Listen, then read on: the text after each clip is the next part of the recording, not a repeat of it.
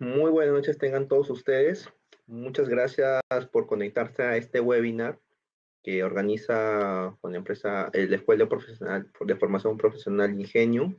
Sí, como ya les mencionaban, soy el ingeniero Ronald Piscoya, ¿no? Soy docente especialista y a cargo de este programa en lo que es diseño de estructuras metálicas para la construcción. ¿Sí? Bueno, en esta oportunidad vamos a hablar de un tema muy interesante y creo que es de mucho uso en la parte aplicativa y práctica en nuestros proyectos de ingeniería, ¿no? Siendo específicos en la parte de estructuras metálicas.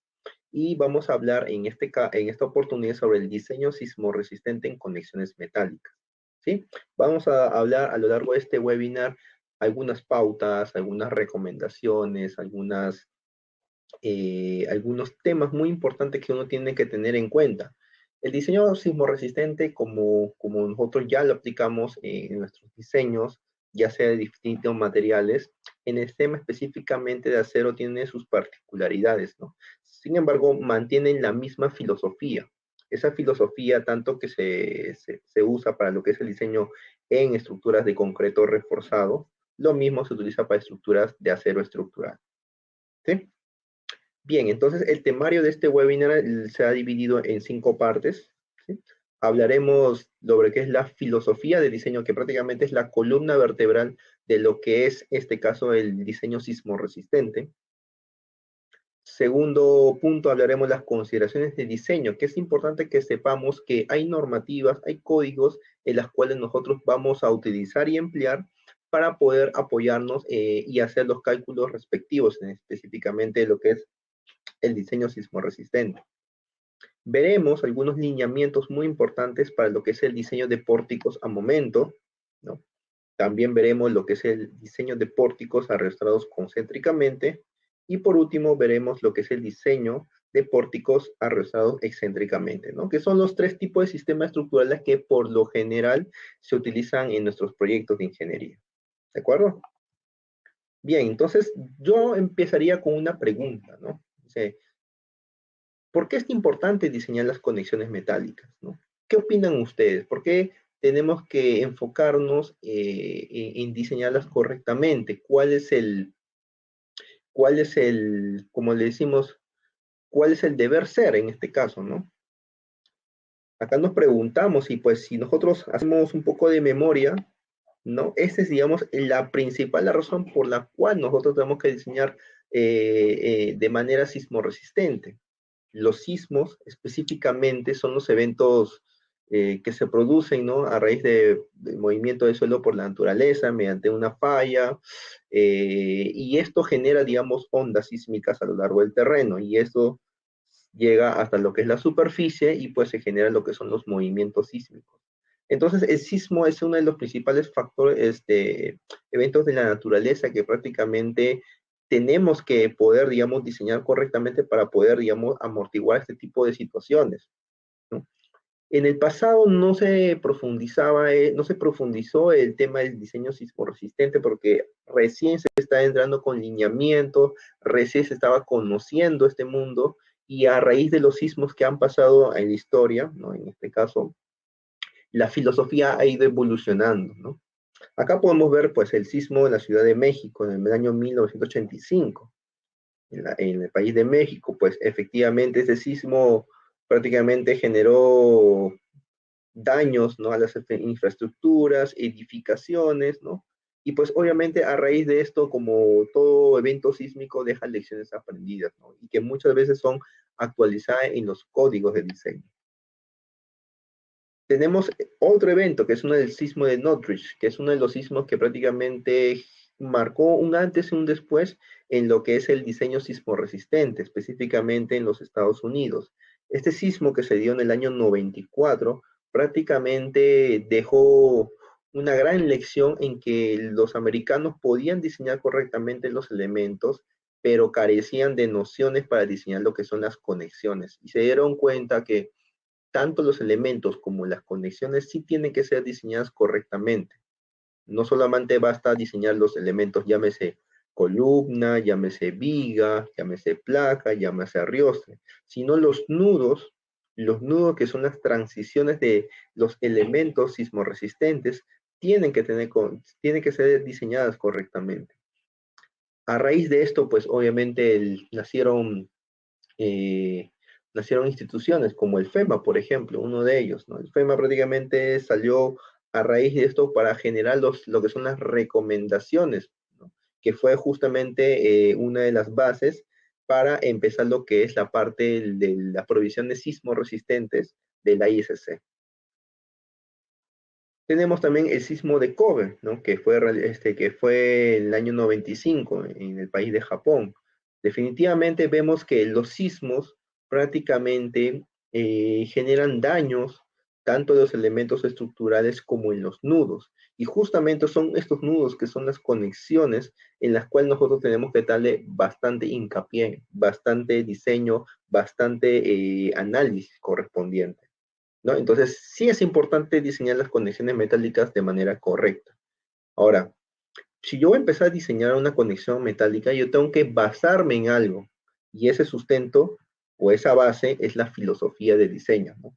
¿Qué nos dice la filosofía de diseño? Creo que muchos de nosotros ya saben, en nuestro caso la normativa, la E030, ¿no? El diseño sismo resistente, la norma peruana, ¿no? La filosofía de diseño prácticamente enmarca en un concepto bien claro y marcado, que es prevenir el colapso de la estructura durante un evento sísmico y lo más importante, evitar las pérdidas humanas, ¿no? Acá podemos ver pues una imagen en la cual efectivamente, ¿no? La estructura ha colapsado después de un movimiento, se ha generado diferentes tipos de fallas, tanto en los elementos como en las conexiones, ¿no? Y quizá, digamos, en este caso, pues se evitó lo que son pérdidas humanas, ¿no? Entonces, la filosofía está enmarcada justamente en eso, ¿no? Y hay que ser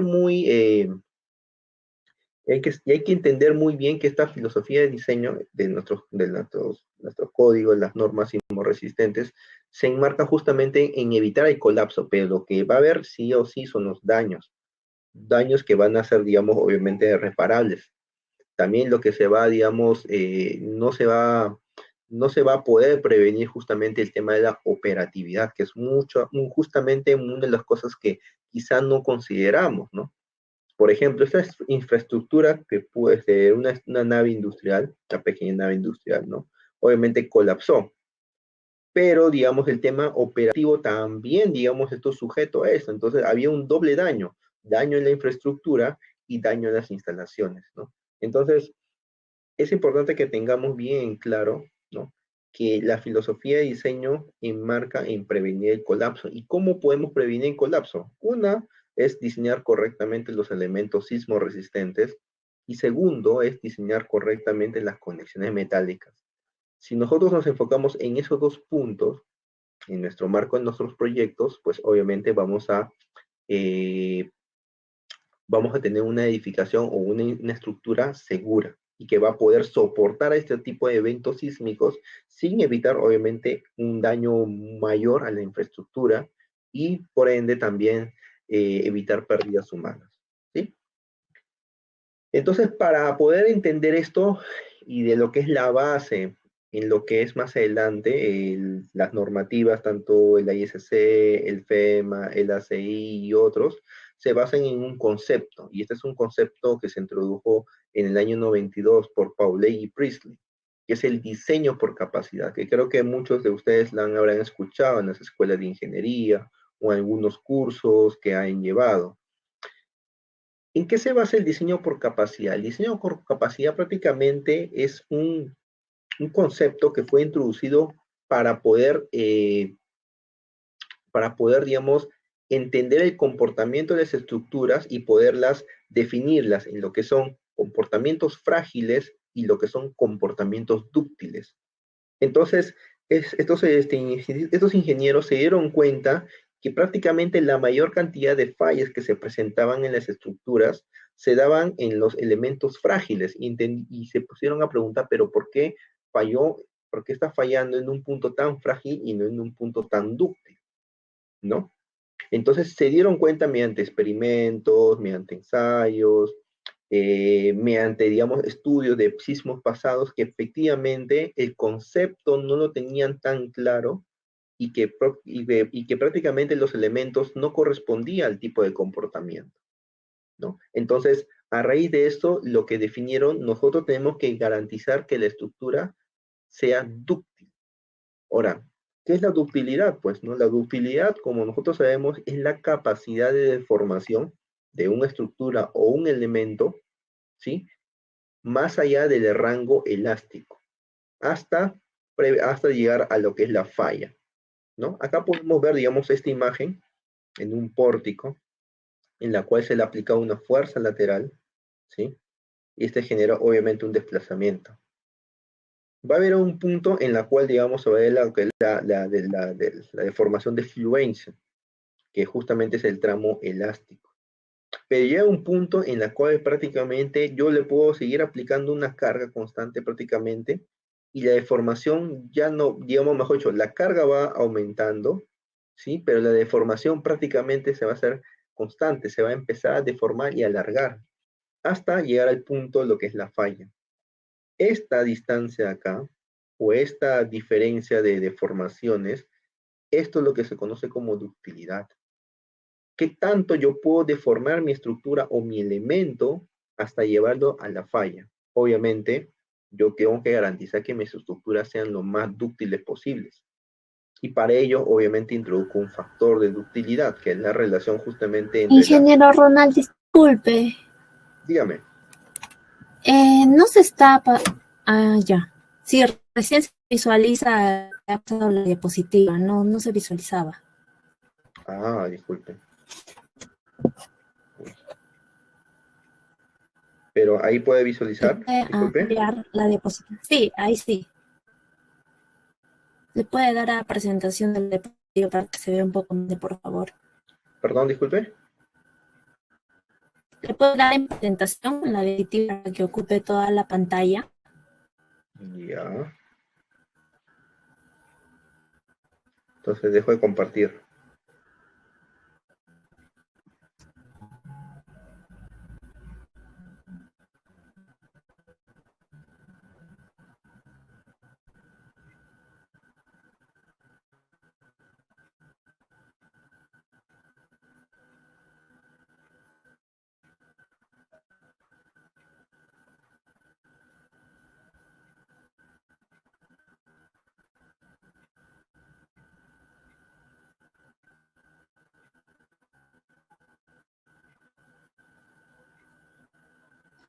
Intenta compartir nuevamente.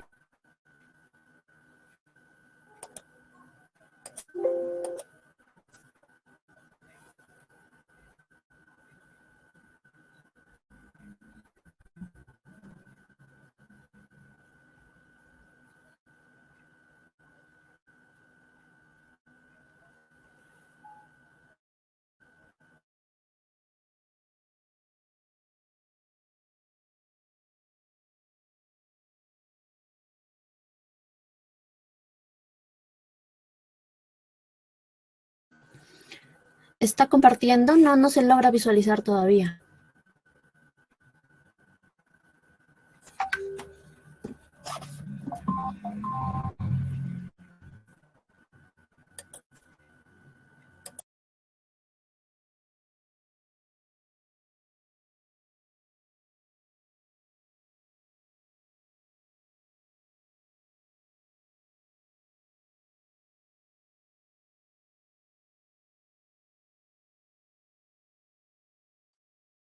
Te voy a reenviar, por favor, ¿sí?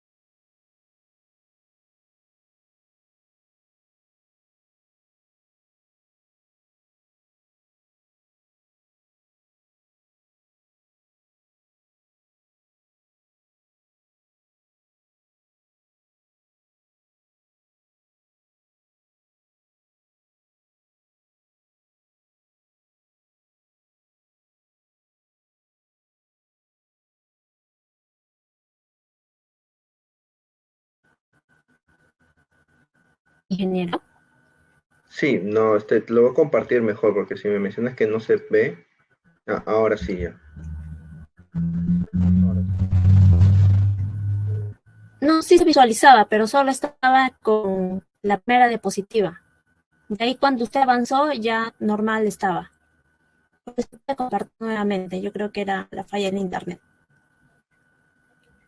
Sí, ahora.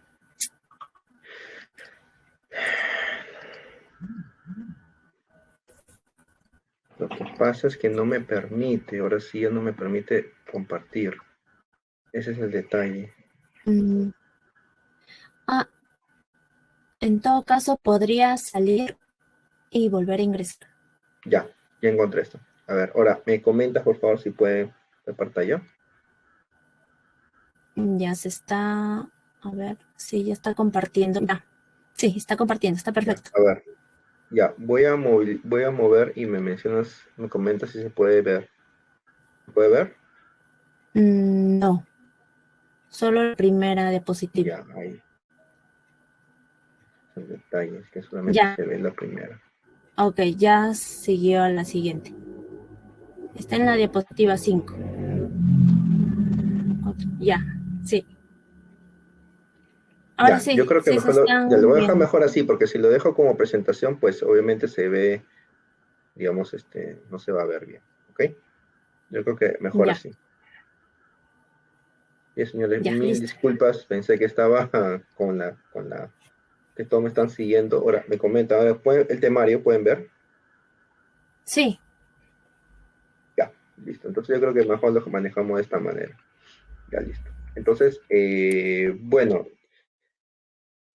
como les comentaba, pues el temario de este webinar, ya haciendo un resumen de lo que estamos viendo, o lo que hemos estado viendo, ¿no? Se ha dividido en 5 partes, ¿no? Hablaremos lo que es la filosofía de diseño, luego las consideraciones de diseño, y veremos algunos lineamientos para lo que son diseños de pórticos a momento, pórticos arrastrados concéntricamente y pórticos arrastrados excéntricamente. ¿De acuerdo? Ahora, yo le hago la pregunta y como les comentaba, ¿no? ¿Por qué es importante diseñar las conexiones metálicas? ¿No?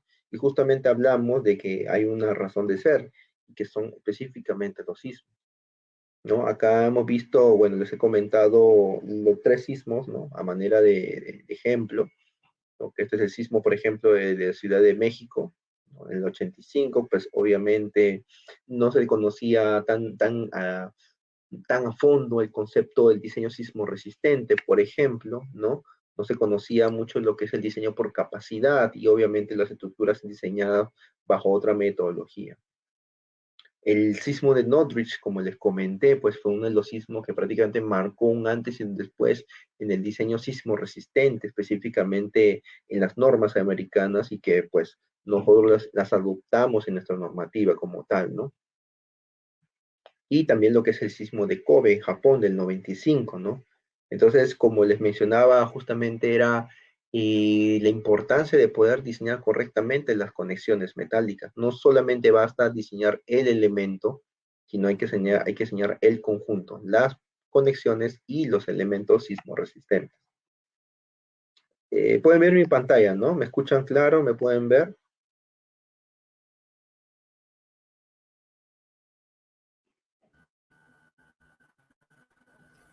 sí se le escucha. Ok, ya está bien, perfecto. Bien, entonces, como les comentaba, la filosofía del diseño prácticamente es la base, ¿no? De todo este tema del diseño sismorresistente. Como les comenté, el objetivo principal de la normativa, la filosofía del diseño, es justamente prevenir el colapso de la estructura durante un evento sísmico y específicamente evitar pérdidas humanas, ¿no? Creo que las normativas, tanto que nosotros tenemos, la E030, como las normativas internacionales, digamos, se alinean a esta filosofía de diseño o a este concepto, que es el objetivo, digamos, de toda normativa. Obviamente, para ello nosotros tenemos que basarnos en algún concepto básico, ¿no? Y este concepto es el diseño por capacidad, ¿no? Que fue presentado por Pauley Priestley en el 92, ¿no? Y como le estaba comentando, pues el diseño por capacidad no es más que identificar aquellos elementos que son frágiles, hay aquellos elementos que son dúctiles y prácticamente darle el comportamiento adecuado para que el mecanismo de falla prácticamente se dé en los elementos dúctiles, por el mismo concepto que estos tienen la capacidad de deformación, y eso está asociado con el concepto de ductilidad, ¿no? Acá le estaba mostrando esta imagen que justamente es el, digamos, el comportamiento, ¿no? De un pórtico en la cual está sometido en carga lateral y esto presenta un desplazamiento lateral y obviamente genera, digamos, una deformación por fluencia y una deformación a la falla. Entonces, bajo una carga sísmica, una acción cíclica en este caso, pues obviamente mi estructura va a llegar a deformarse.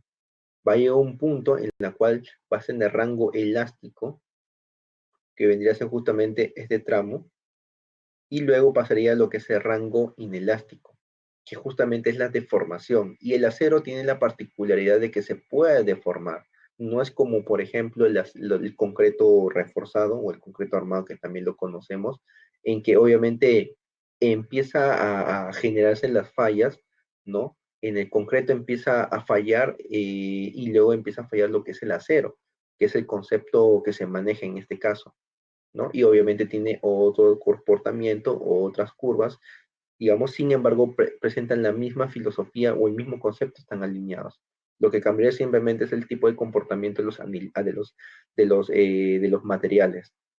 Entonces, para ello, bueno, introducimos un concepto, lo que es el factor de ductilidad, que no es más la relación entre el desplazamiento a la falla que entre el desplazamiento a la fluencia. Mientras mayor sea mi valor, mi factor de utilidad va a ser mayor. Y obviamente, ¿qué implica eso? Que mi elemento puede deformarse más. Y eso es lo que netamente nosotros necesitamos en nuestros diseños. Emplear elementos dúctiles y evitar lo posible elementos frágiles. Ahora, acá hay un concepto, una imagen muy representativa justamente del concepto del diseño por capacidad, ¿no? Acá podemos ver una cadena en la cual tienen unos eslabones, ¿no? Y esta cadena tiene unos eslabones en las cuales están denominados como elementos frágiles y elementos dúctiles. Entonces, el concepto bajo una carga, en este caso una carga por tracción, llamémosla así, es que esta se genera, digamos, una mayor deformación, porque es un elemento dúctil, es un elemento que me resiste mayor deformación. En cambio, lo que son los elementos frágiles prácticamente tienen una poca deformación o una poca deformabilidad también, como le conocen.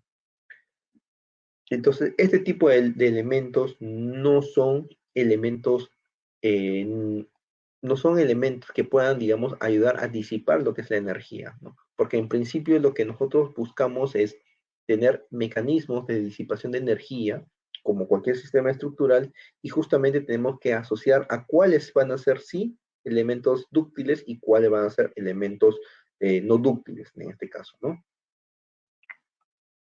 Ahora, bajo este concepto, lo que nos dice la normativa es que nosotros tenemos que establecer un patrón de fallas, ¿no? Y estos patrones de fallas se los conocen como elementos tipo fusibles y que prácticamente son los elementos en los cuales van a generarse la falla propiamente dicha.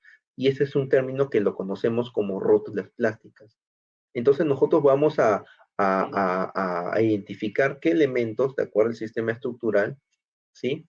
Eh, Va a generar este tipo de patrón de fallas o estas rótulas plásticas, ¿no? Y nosotros ya lo tenemos identificado de acuerdo al sistema estructural. Si tenemos un sistema aporticado, como nosotros sabemos, el tipo de falla o las rótulas plásticas que siempre vamos a prever que se den en las vigas. Este tipo de falla generalmente es por fluencia, ¿ya? Y obviamente, pues nosotros tenemos que evitar justamente que no se dé el colapso de las columnas, ¿no? Y para eso tenemos que garantizar que obviamente no se generen las rótulas plásticas en estos nudos y en los mecanismos como tal. En los pórticos arriostrados, ¿no? Los elementos, en este caso los arriostres laterales, que son las diagonales, van a cumplir un papel muy importante y fundamental y que vamos a verlo con un poco más de detalle más adelante. Estos elementos van a identificarse justamente como son cargas cíclicas a lo largo del elemento que va a generar una carga axial. Esta carga axial es la que va a generar efectos de compresión-tracción. Estos elementos, al generarse efectos de compresión-tracción, se van a dar, digamos, los puntos de rótulas plásticos o los puntos de fallas. En este caso, en un elemento por tracción, se va a generar al centro del elemento, y en elementos que estén sujetos a compresión, generalmente se da lo que es el pandeo, ¿no? Pandeo lateral, el pandeo, digamos, del elemento, ¿no? Y las rotulaciones se van a dar justamente en las esquinas, que justamente es, perdón, en los nudos, ¿no? Que justamente es la unión con la columna y con la viga. Y los pórticos arrastrados excéntricamente, que es otro tipo de sistema estructural, lo que nosotros vamos a conllevar que la falla se dé justamente en los eslabones, o también llamados links, ¿no? Estos eslabones son los que van a absorber estas fuerzas ante las cargas cíclicas, en este caso por sismo, y que prácticamente tienen que ser diseñadas correctamente.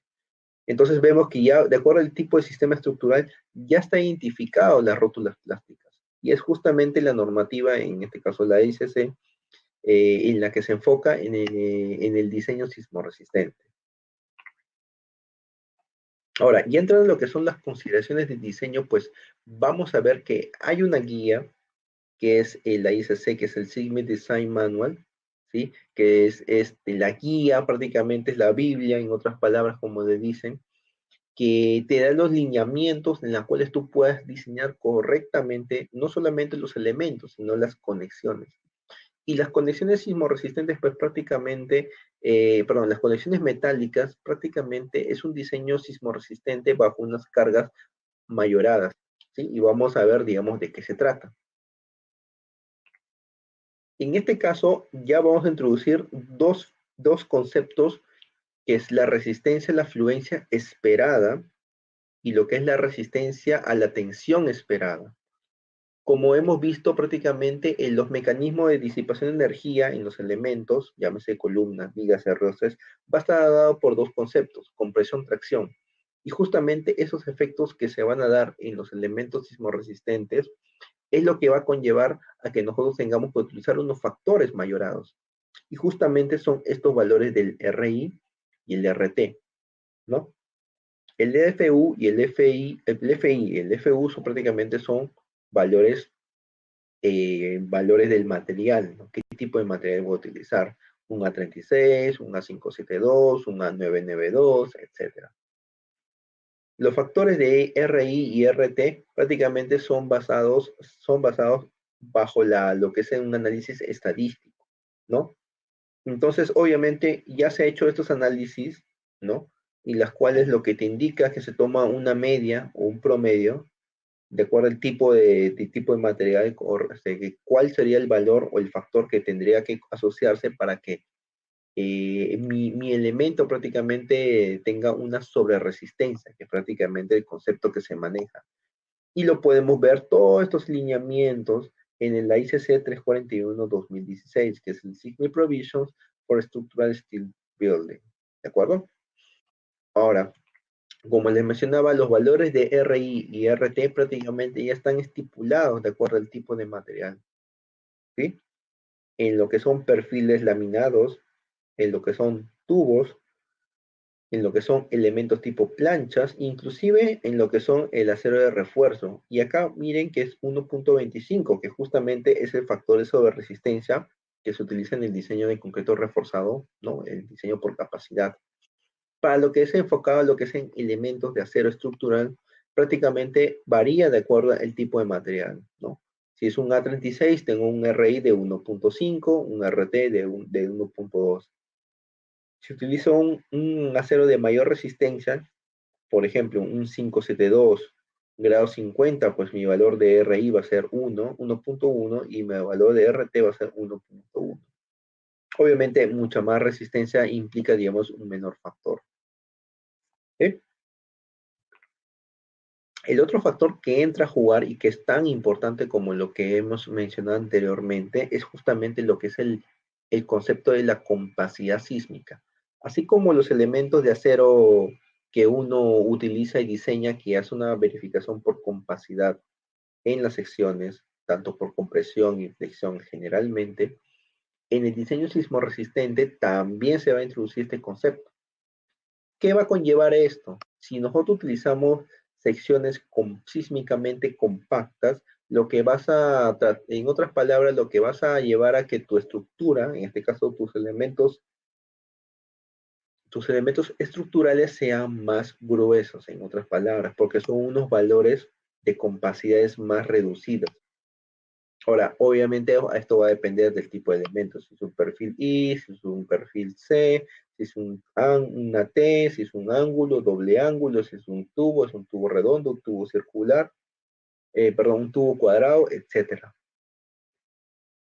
Entonces, vamos a ver específicamente que el AICC 341 te indica dos tipos de lineamientos que son para miembros altamente dúctiles, de alta ductilidad, y para miembros de moderada ductilidad, ¿no? Generalmente el de alta ductilidad está enfocado para los sistemas estructurales que tenga como provisión especial, ¿sí? Y para lo que son miembros dúctiles moderados, para lo que son las provisiones tipo intermedias, ¿no? Acá no vemos las ordinarias porque las ordinarias se cubriría en el AICC 360, 2016, ¿sí?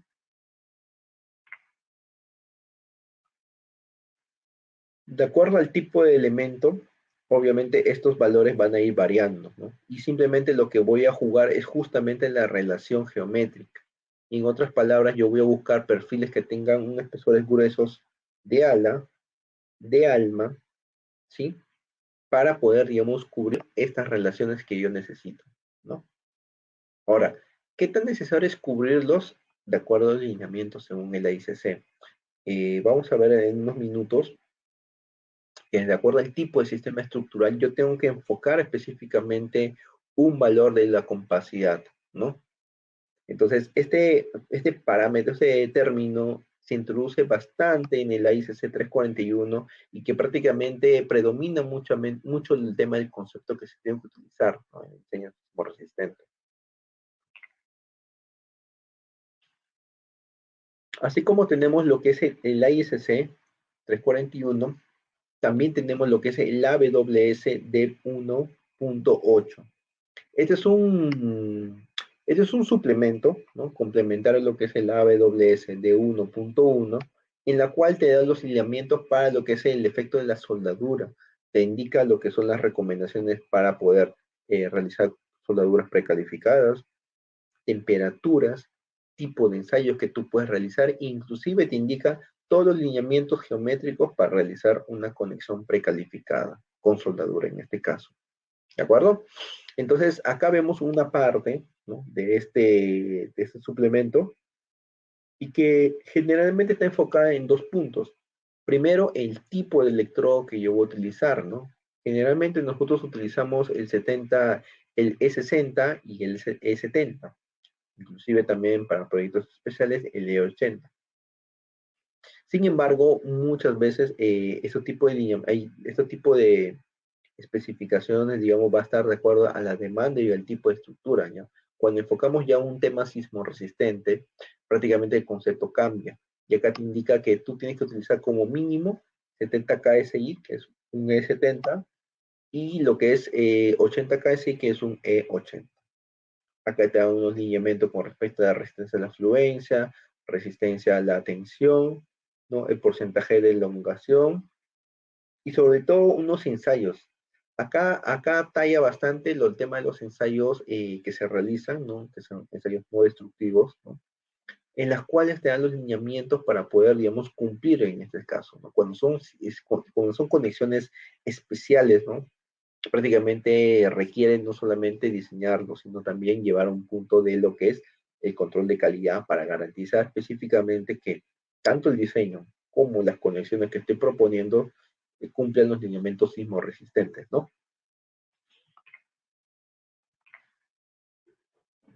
Bien, ahora vamos a entrar a lo que es el diseño de pórticos a momento, ¿no?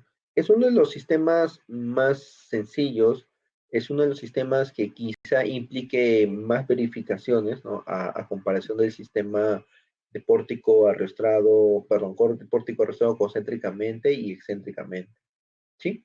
De acuerdo a la normativa, de acuerdo al alineamiento de la norma, perdón, la especificación según el AICC y el manual, te indica que hay tres tipos de pórticos, ¿no? El pórtico ordinario, el pórtico intermedio y el pórtico especial, ¿no? Estos tres son los que generalmente más usamos en nuestros proyectos. Estos tres de acá generalmente no lo utilizamos mucho, por eso no lo vamos a mencionar, ¿no? Sin embargo, el AICC 341 te indica todos los lineamientos para cada tipo de sistema estructural que te quiero, ¿no?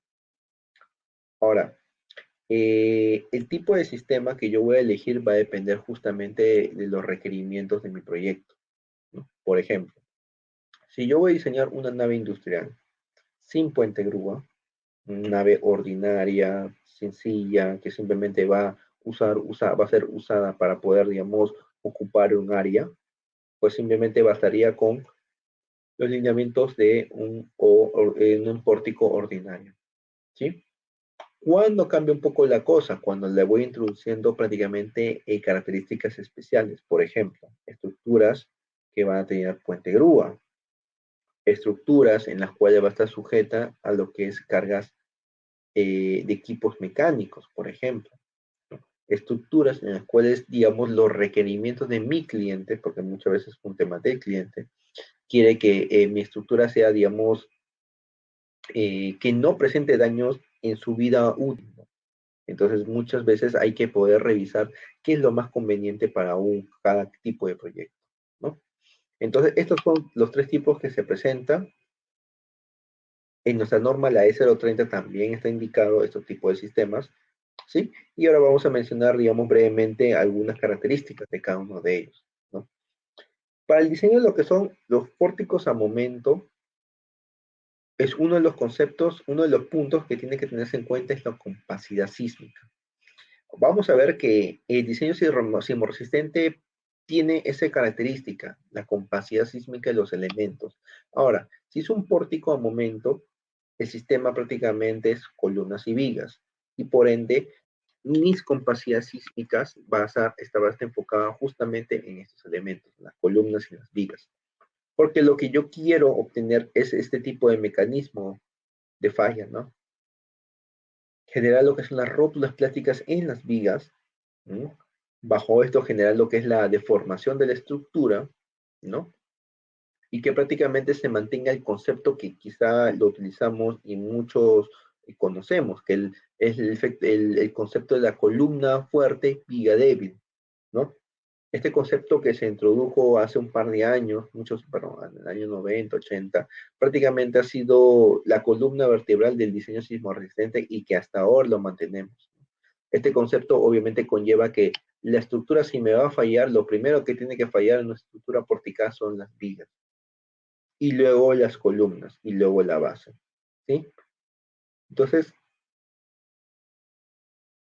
tengamos en cuenta que la compacidad sísmica va a ser muy importante tenerlo en cuenta, ¿no? Y va a depender obviamente del tipo, ¿no? Si es ordinario, si es especial, si es intermedio. La conexión viga-columna, que es un lineamiento, un punto importante a tener en cuenta. En este caso, cuando nosotros generamos lo que es el efecto de las rótulas plásticas, ¿no? En este caso, nosotros vamos a conllevar obviamente que se genere una rotulación a una cierta distancia con respecto al eje del pórtico. Este punto donde se genera la rotulación o el mecanismo, se va a generar dos fuerzas. Una fuerza cortante, que es la cortante última, ¿no? Y un momento en la rótula. Si uno hace lo que es el equilibrio de fuerzas, va a encontrarse que la fuerza resultante está prácticamente dada por esta expresión, ¿sí? Dos veces por 1.1, ¿sí? El valor del RI, que ya lo hablamos, que es el factor de sobresistencia, y el MP, que es justamente el momento plástico de la sección, ¿sí? Y todo esto dividido entre la longitud, entre, entre las rótulas, ¿no? Entonces, vean qué tan importante es entender de que ya el concepto cambia, ya no es un diseño por fuerza, sino es un diseño por capacidad. Y justamente el valor de R es un valor de sobreresistencia del material. Y prácticamente ya tiene un enfoque justamente para evitar este tipo de situaciones, que son las rótulas plásticas. El otro concepto que hay que tener en cuenta en este caso de diseño es la conexión en la zona de panel, que justamente vendría a ser en la unión entre columnas y vigas. ¿Sí?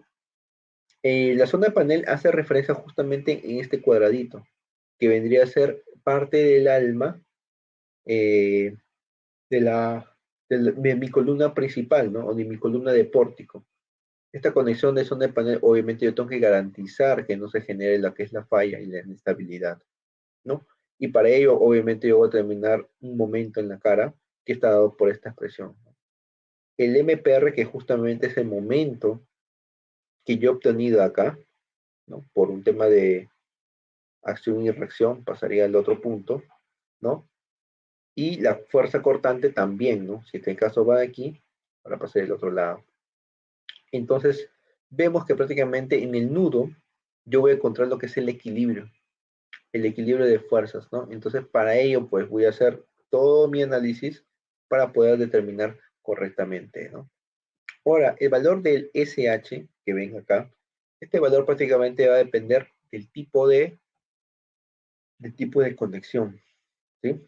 El tipo de conexión va a tener, digamos, unas particularidades que te va a dar la ICC341 y estos valores que tú necesitas. El segundo parámetro, el otro parámetro que también tienes que tener en cuenta es justamente lo que son las planchas de continuidad, ¿sí? Eh, Muchos proyectos generalmente no le colocan estas cartelas, ¿no? Esta plancha de continuidad o cartela o rigidizadores que también se le llama. ¿Por qué? Porque el hit quizá, digamos, no genera un detalle, digamos, no genera quizá un aporte estructural o porque simplemente es cara, ¿no? Y obviamente al sumar todas las conexiones en los nudos puede generar, digamos, un sobrecosto. Pero la verdad, señores, que en un diseño sismo resistente, estas planchas de continuidad sí son importantes. Y la ICC te dice que tú tienes que colocarle sí o sí a los nudos de transición. Ahora, ¿cuántos espesores? Acá también te dicen, ¿no? Acá hay unos lineamientos muy interesantes específicamente con los espesores, ¿no? Obviamente hay que revisarlo. Esto se analiza, se verifica y se diseña correctamente, ¿no? Entonces, tengamos en cuenta este punto también importante. También hay que tener en cuenta lo que es la relación momento-columna-viga, y que prácticamente esta es la base del concepto de columna fuerte viga débil, ¿no? Como nosotros sabemos, pues simplemente por un tema de equilibrio, ¿no? Vamos a tener los momentos probables de las vigas que concurren en este nudo y los momentos probables de las columnas que concurren en este nudo, ¿no? Generalmente la misma columna o puede ver si hay una transición. Entonces, si nosotros llegamos a lo que es el equilibrio, lo que yo voy a garantizar específicamente que mi momento, ¿no? Mi momento probable o digamos sismo resistente en la columna sea mayor que mi momento probable en la viga. Y este valor tiene que ser mayor o igual que 1. ¿Sí? En la práctica lo que se maneja es un valor un poco mayor, ¿no? En valores de 1.2, 1.3, 1.4, más o menos ese rango que se maneja, ¿no? Y es una recomendación llevarla mayor a 1 punto, a un mayor a 1, ¿no? Si nosotros hacemos la comparación con la E060, que es la norma de diseño en concreto armado, digamos, tiene una similitud, ¿no? Entonces, el concepto de columna fuerte, viga débil, prácticamente es muy evidente en este tipo de consideraciones. Y por último, en el caso de diseño de pórticos, al momento tenemos que tener una consideración adicional, que es el arrastramiento lateral en las vigas. ¿Sí? ¿Qué sucede? Cuando, digamos, se tiene un sistema aporticado, ya sea especial o intermedio, ¿sí? Lo que se va a generar son efectos de compresión-tracción en las alas de la viga. ¿Sí? Estos efectos de compresión-tracción no tienen que ser controladas porque prácticamente como nosotros sabemos en un ala, en una viga, sometida a efectos de compresión en el ala, en la parte superior, prácticamente eso puede conllevar a una falla local. Entonces, justamente la norma, la ICC 341, te especifica que tú tienes que colocar el arrastramiento lateral tanto en la parte superior como en la parte inferior. A diferencia de lo que es el diseño por flexión, por ejemplo, que también se coloca el arrastramiento lateral, ¿sí? Pero sigue, digamos, otros lineamientos. En este caso, el ICC te tiene cada unos lineamientos mucho más específicos. Generalmente el rango de desplazamiento de estos arrestres está en el rango de 1,50 m a 2 metros. Sin embargo, obviamente va a depender del tipo de sistema, del tipo de perfiles que yo estoy utilizando en mi proyecto. ¿Sí? Y ahora vamos a ver algo muy importante, que si bien es cierto, hemos hablado de lo que las verificaciones que uno tiene que realizar para diseñar correctamente la conexión, ¿sí? No hay que escatimar este punto importante, que justamente es las conexiones precalificadas, ¿sí? Esta norma o esta especificación que es el AICC 358, acá me equivoqué, es del 2016, ¿sí? Es una norma o una especificación que es muy, muy importante y que nos va a ayudar bastante a poder simplificar lo que es el diseño de las conexiones, ¿sí? Ahora, hay que tener en cuenta que justamente esta especificación de las conexiones precalificadas está enfocado netamente para lo que son las conexiones especiales e intermedias, ¿sí? No está orientado para las conexiones tipo ordinarias. ¿Por qué? Porque prácticamente es el proceso que nosotros ya conocemos, el diseño tradicional, ¿sí? Ahora, dentro de las conexiones precalificadas, en esta especificación, el ICC ya te indica cuáles sí están aprobadas, llamémoslo así, ya están, digamos, en uso y que prácticamente el ICC te da todos los lineamientos de cómo puedes diseñarlo, el paso a paso de cada de estas conexiones, ¿sí? La primera que podemos ver acá es de una conexión de sección de viga reducida, ¿no? También anteriormente llamada hueso de perro.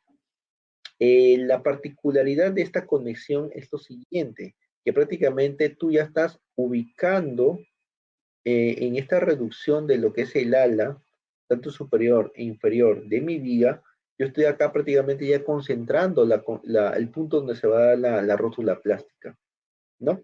Entonces son detalles que quizá ahí, digamos, podemos ir afinando, ¿no? Sin embargo, digamos, ese tipo de conexión, como pueden ver aquí, pues, digamos, es muy útil, ¿no? ¿Cuál es quizá un poco la desventaja? El trabajo en taller para realizar este tipo de curvaturas, ¿no? Que también en la ICC 341 te especifica cómo debes realizarlo, cuál es el radio, cuál es el arco, cuál es la distancia. Todos los lineamientos se encuentran en la ICC 341. La siguiente conexión precalificada es una conexión en play, ¿no? Es una conexión que prácticamente pueden ver aquí, ¿no? Que se conecta mediante pernos, ¿no? A la columna, ¿no? Es una conexión muy sencilla, como pueden ver aquí. Es una conexión limpia, porque prácticamente no implica soldadura, a diferencia del punto anterior, que se implica soldadura en la parte superior y en la parte inferior, superior e inferior de la viga, y en la parte central estaría conectada mediante una cartela de conexión, entre una placa de corte, perdón. En este caso, la conexión prácticamente es 100% empernada, a excepción obviamente de la unión de la viga con la plancha, ¿no? Esto fue como si fuera una plancha base. Entonces, digamos, esto va empernado en la estructura, ¿no? Esto ayuda bastante en el tema del montaje, ¿no? ¿Cuál es el pequeño detalle con este caso? Que el análisis para poder determinar este tipo de conexiones es un poquito extensa. Sin embargo, el ICC 358 y el 341 te dan los lineamientos para que tú los realices paso a paso. La siguiente conexión es una de las conexiones que en mi opinión es una de las más usadas y favoritas por muchos ingenieros, que es la conexión de placa superior e inferior, ¿no? Empernada y en la parte central también empernada, con conexión con soldadura en las alas de las vigas, de las columnas, perdón. Esta conexión, como pueden ver aquí, es una de las más sencillas desde un punto de vista de diseño, desde un punto de vista constructivo también, digamos, no implica, como pueden ver acá, digamos, tanta soldadura, simplemente ya va conectado en taller estos elementos y simplemente va a la viga y se emperna en campo, ¿no? Esta conexión como tal, en mi opinión, es una de las más favoritas, las más usadas y que prácticamente presenta un buen comportamiento. Tenemos esta conexión que vendría a ser lo que es la ala y alma con soldadura y placa en, en la columna. Este tipo de conexiones, ¿sí? Es una conexión precalificada similar a lo que se utilizaba antes del sismo de Norwich, ¿sí? El sismo de Norwich, como les comentaba, pues prácticamente fue un antes y después del diseño sismo resistente y que justamente, perdón, a raíz de todo esto del tema del sismo, perfeccionaron esta conexión, ¿sí? Y como ya tenían estudiada, como ya tenían prácticamente casi hecha, pues lo perfeccionaron para poder ser introducida en este caso, la normativa, el ICC 358 y el 341. Y por último tenemos las conexiones tipo Kaiser. Las tipos Kaiser es una conexión en las cuales tiene la particularidad de colocar tanto en el ala superior como en el ala inferior de la viga, prácticamente como si fueran unas ménsulas, ¿sí? Este tipo de conexión generalmente no lo utilizamos, ¿no? Porque, digamos, implica mucho trabajo en taller. Sin embargo, lo muestro para que ustedes tengan conocimiento de qué conexión puede encontrar en esta norma, perdón, en esta especificación. Ahora, una pregunta que siempre me han hecho mis alumnos es, ingeniero, ¿yo puedo diseñar conexión precalificada para tubos o otro tipo de perfiles que no sean perfiles H? Y la respuesta es no. El ICC 358 está estipulado específicamente para perfiles tipo I o tipo H, que también se conocen, ¿sí? Si yo quiero introducir una conexión sismo resistente diferente a estas, tengo que ver qué es lo que me exige como requisito el ICC, ¿sí? Al ser una conexión precalificada, se entiende que prácticamente ya ha sido aprobada, entonces ya ha sido ensayada, entonces también hay que tener en cuenta eso, señores, ¿no?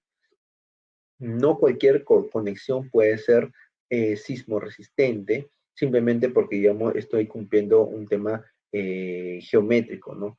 Muchas veces hay que cumplir un tema normativo y justamente el ICC 358 y la ICC 341 te indica cómo debes realizarlo, ¿sí? Y esto lo pueden descargar gratuitamente en Internet, ¿sí? Ahora veamos lo que son los pórticos arrastrados concéntricamente, ¿no?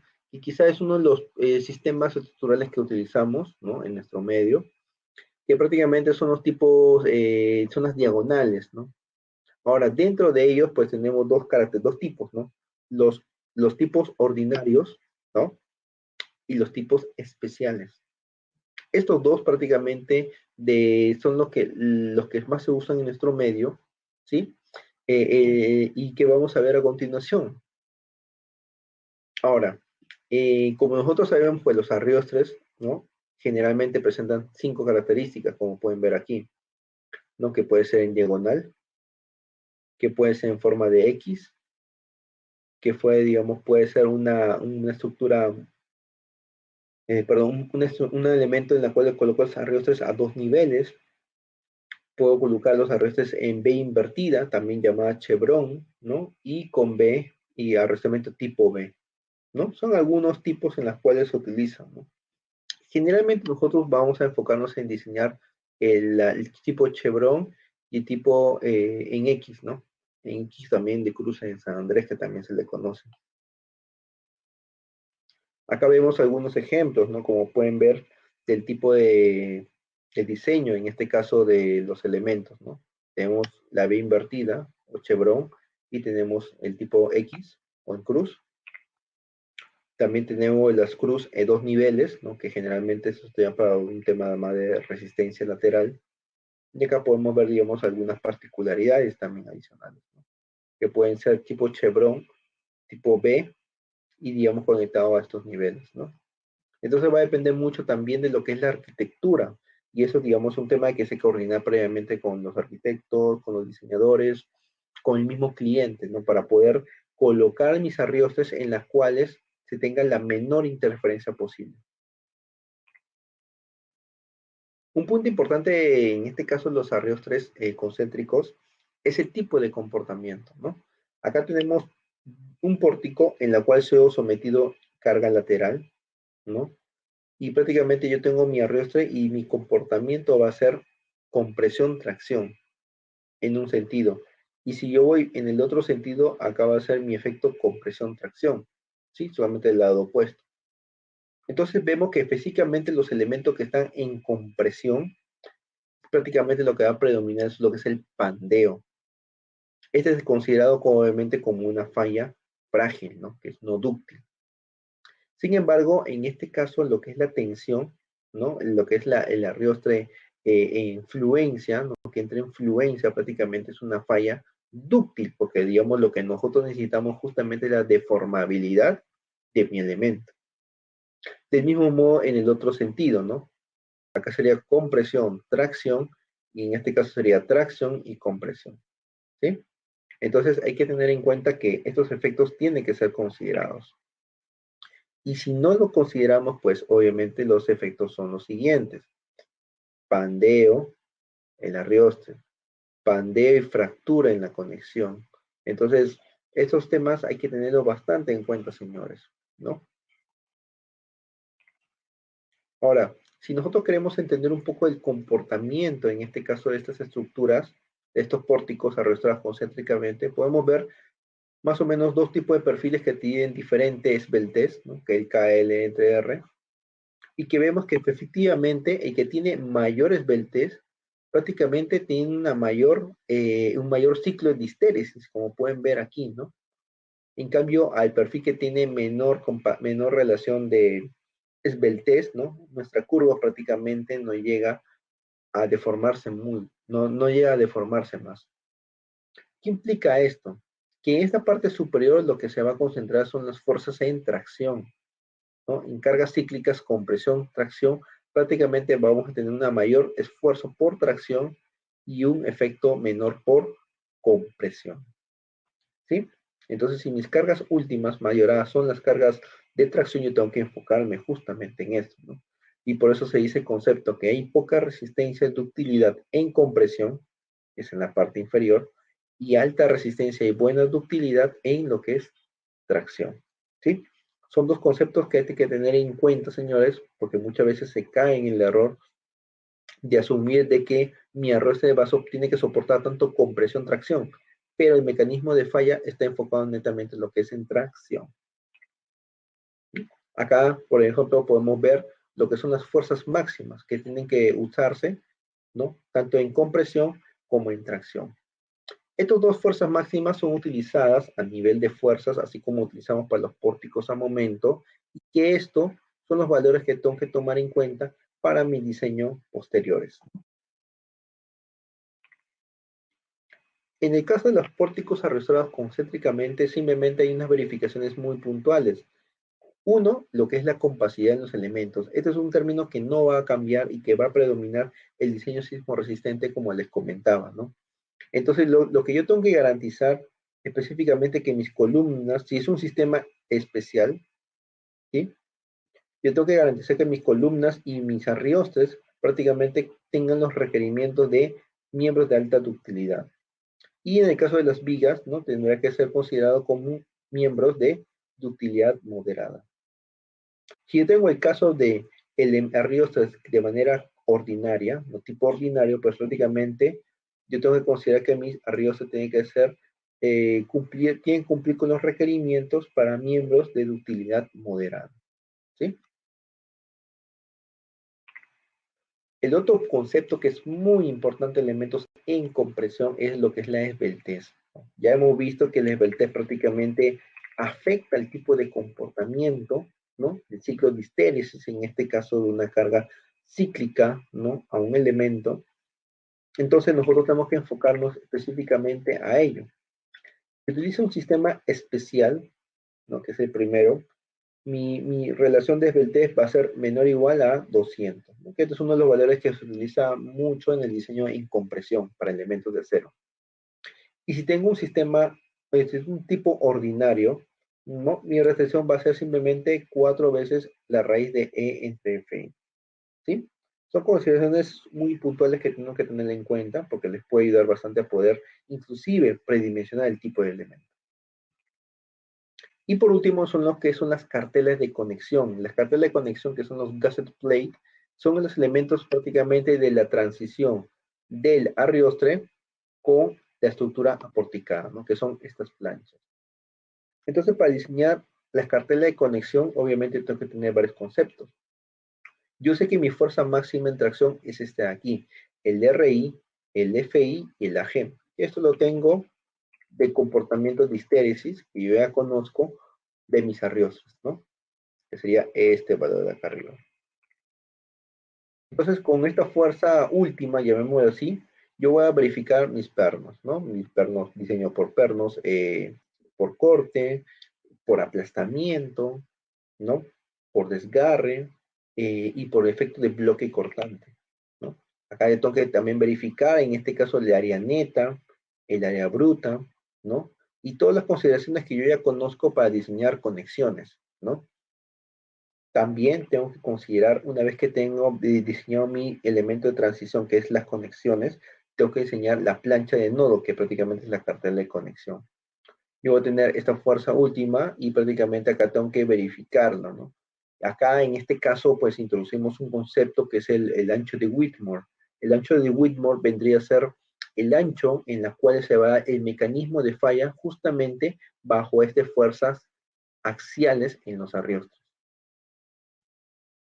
Así como yo tengo elementos en tracción, ya tengo que tener en cuenta elementos en compresión, ¿no? Como pueden ver aquí, el valor utilizado para la compresión es 1.1, el RI por el PN, que es la capacidad nominal de la sección, y que prácticamente lo hemos visto acá, ¿correcto? Este valor en compresión prácticamente me va a ayudar, uno, a diseñar mi plancha, ¿no?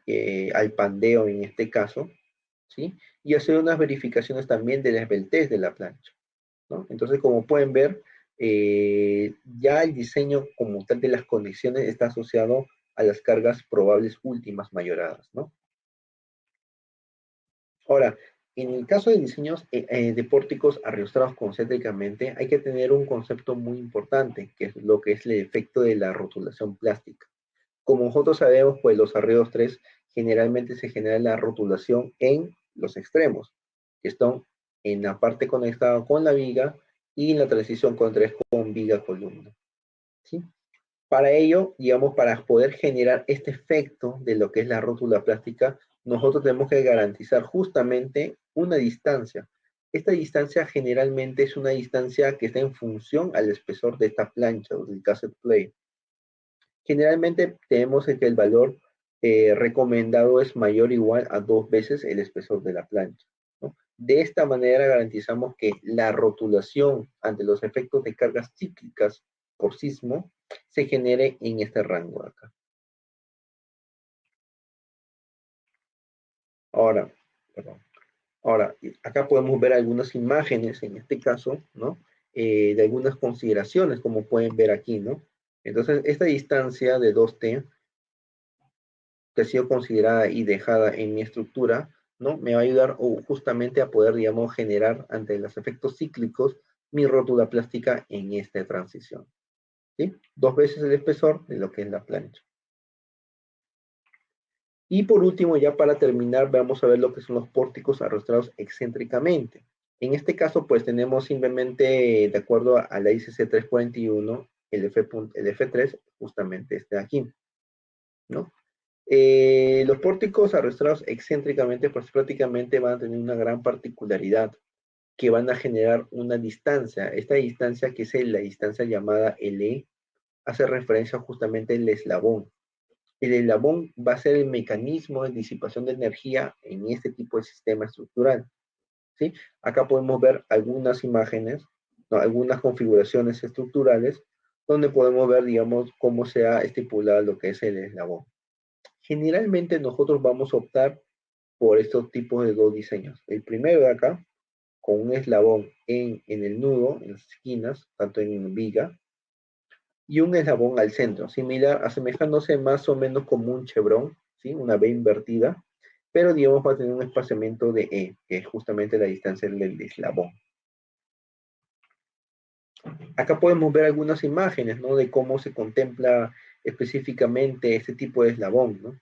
Podemos ver lo que es la estructura porticada, ¿no? Columnas, vigas, y justamente en este espacio pues le coloco unas cartelas, las rigidizo y tengo mi sistema, digamos, de arrastre como tal convencional. En otra imagen podemos ver de manera diagonal que también se usa, ¿sí? Sin embargo, no es tan recomendado, ¿no? ¿Por qué? Porque nosotros sabemos que el efecto de las cargas cíclicas es de ida y vuelta, ¿no? No solamente en un sentido, sino ida y vuelta. Entonces, generalmente buscamos que nuestros arreglos 3, digamos, tengan esa variabilidad, digamos, en las direcciones del análisis que yo voy a realizar, ¿no? Acá digamos una imagen en la que podemos ver los mecanismos, ¿no? De forma de interacción en los eslabones, ¿no? En los tipos B invertida y en los tipos diagonal, ¿no?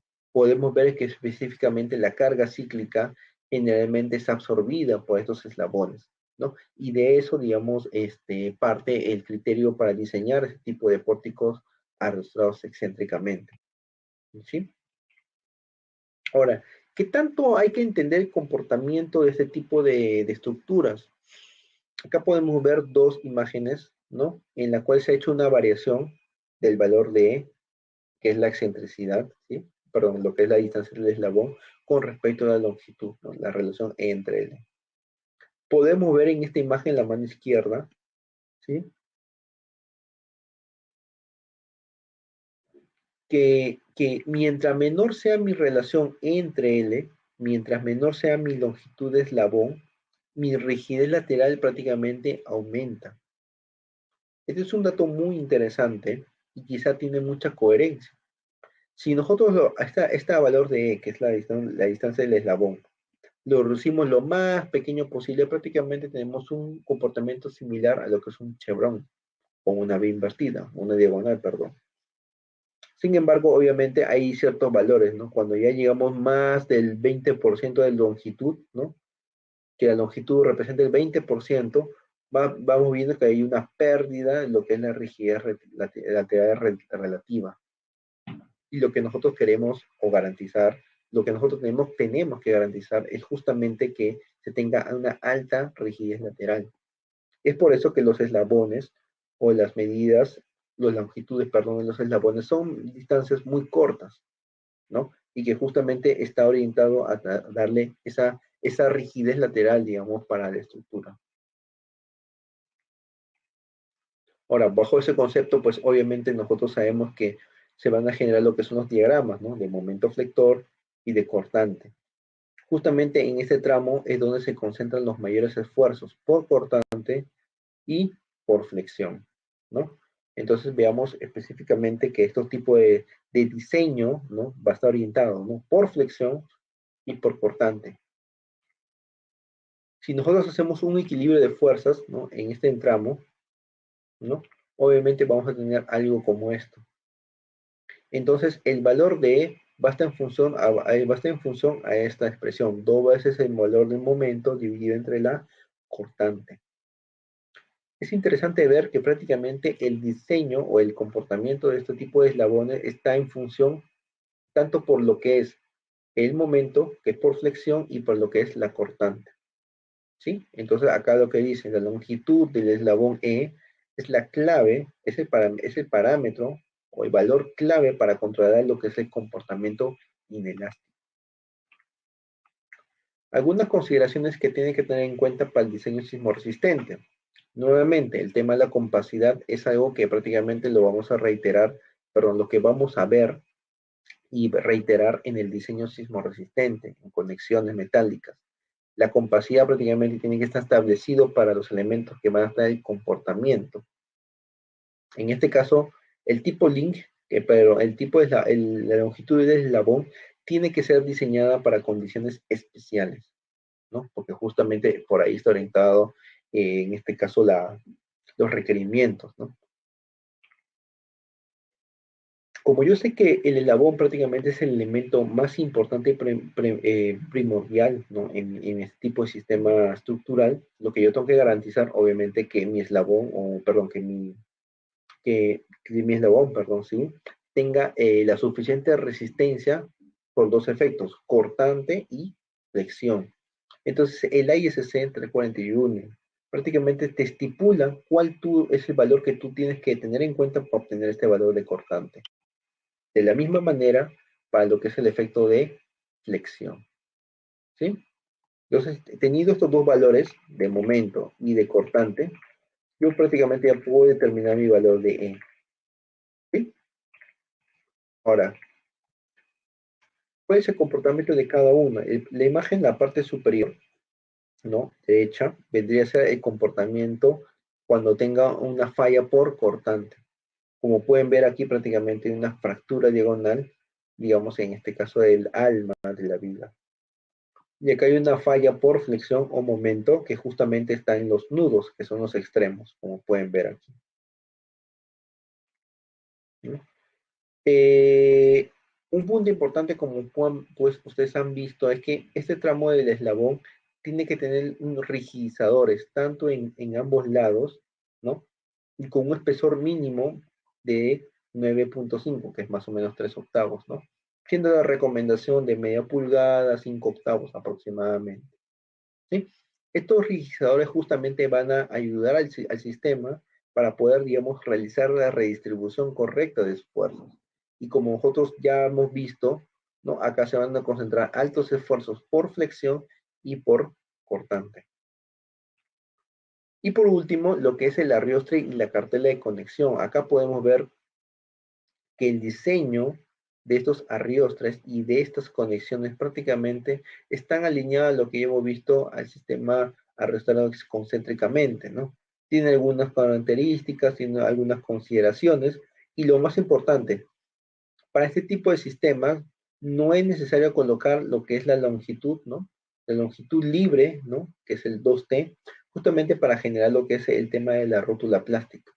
Porque el mecanismo de la rótula plástica ya no está en los arriostres, sino está en el eslabón. ¿Sí? Bien, señores, eso sería todo por mi parte. Muchísimas gracias por estar presentes en esta sesión webinar.